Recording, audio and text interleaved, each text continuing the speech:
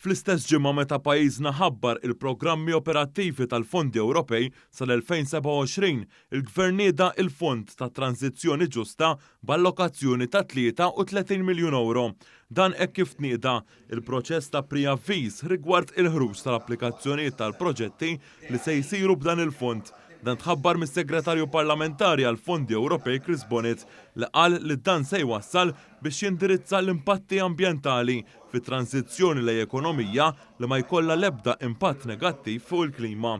Dawn il-fondi se jmorru biex isiru proġetti bħal tax-xortu xib li bihom bastiment trakkat mal-moll ikun jista' jitfiq il-magni u jieħu l-elettriku mill-art kemm fil-port il-kbir kif ukoll fil-port ħieles. Dawn il-proġetti se jnaqsu l-emissjonijiet u tniġġis fl-arja.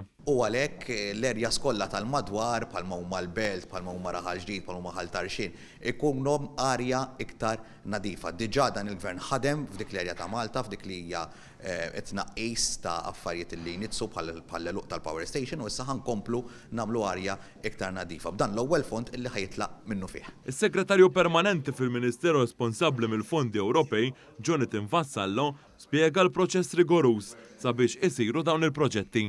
Hemmhekk ħajkun hemm il-kriterji u l-kundizzjonijiet marbuta mas-sejħa li ħajġu pubblikati, dawn l-entitajiet iridu jissottomettu l-idejat tagħhom u l-proġetti, mbagħad ikun hemm bord ta' għażla indipendenti li jkun qed janalizza dawn l-inizjattivi skont kriterji Ewropej.